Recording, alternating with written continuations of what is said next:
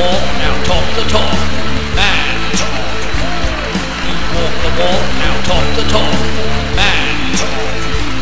You walk the walk, now talk the talk. Mantalk.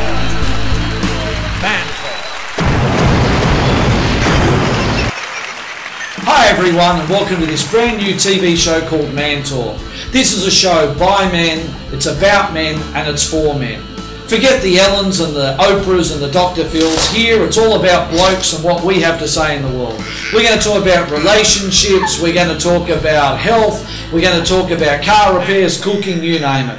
We're going to have guests on the show, but in addition to that we have our regular panel to discuss the topics raised by you, our audience. So here's our panel. On the left we have panel beater and spray painter Adam Fell. Hey, In the middle we have chef from the Ibis Hotel, and you'll see sections on cooking later on, Cedric Kinnear.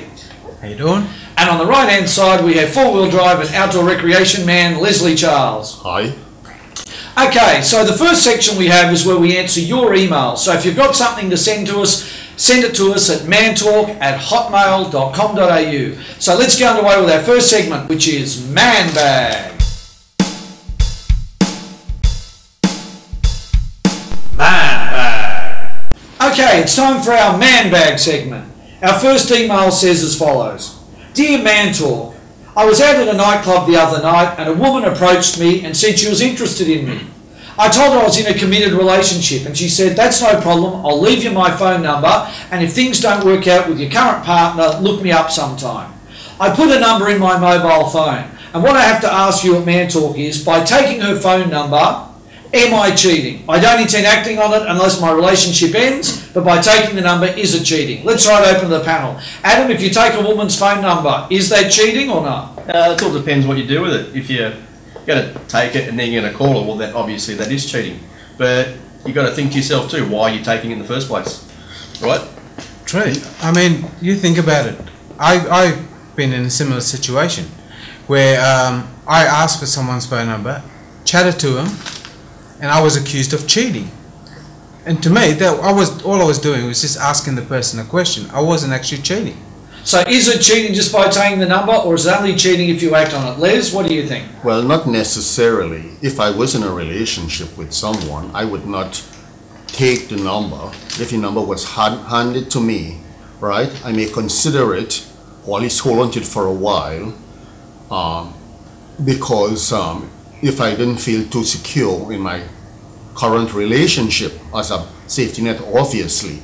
But the point of the matter I'm trying to make here is it takes two to make a relationship work, right? And if both partners will get it from the other, what they both needed, they wouldn't, you wouldn't consider it in the first place, even holding on to it or taking it or even talking to another person.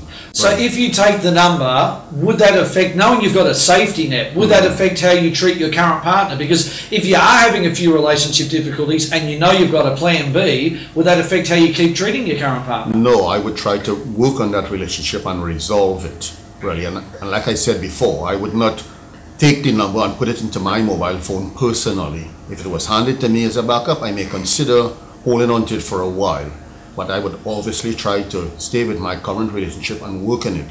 And if the other partner, right, current partner, is unwilling to negotiate or to resolve it, then I may look into that said safety net. Pluck it out of the back pocket. Okay, what do you, our audience, think? Drop us an email at mantalk@hotmail.com.au.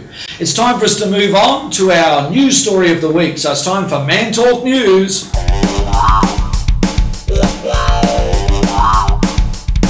Mantalk News.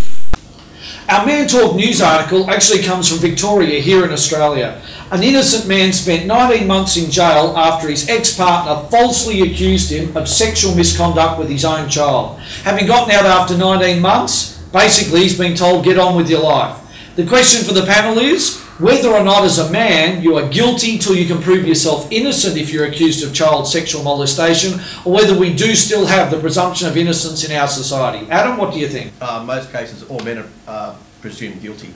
They're very hard to make out that you haven't done it, and then after he does get out of prison, it's too hard for him to clear his name.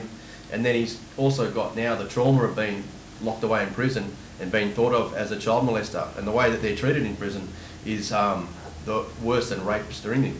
Cedric? That's true. I mean, even getting out of prison, you're going to be treated in your workplace. You're going to be treated as a child molester, and in a way, if you get out and you're proven innocent, I reckon you should be compensated in some way. I don't know how or who will give you the compensation, but the person that actually accused you, maybe.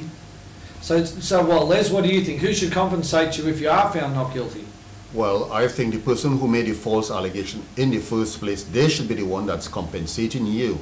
And even if you're found to be guilty, Okay, what about the person? What about all the police and the lawyers and everything that have locked you away But them as well, yes. for no reason? Yes. And they've just assumed, oh, you're guilty straight off. Yeah. Yeah. So should the government compensate you because they're government bodies, or should the private citizen that's made the allegation compensate you? Everyone Well, that's everyone. involved. Everyone that's involved. But correct me if I'm wrong, usually the person who made the allegation in the first place, they get away with a slap on the wrist. And who pays the purse of compensation, provided there is a compensation, if at all, it is the taxpayer. And that shouldn't be. Taxpayer shouldn't be born to, to shoulder that responsibility of a person, a member of the public, making a false allegation against another. Well, there you go. That's the view of our panel. If you have your own view, mantalk@hotmail.com.au. We'll see you after the break, where David Wygen, our relationship expert, teaches you how to talk to that woman of your dreams and get that relationship underway, if you want it. Anyway, we'll see you after the break, everyone. See you shortly. Man talk. You walk the walk, now talk the talk. Man talk. You walk the walk, now talk the talk.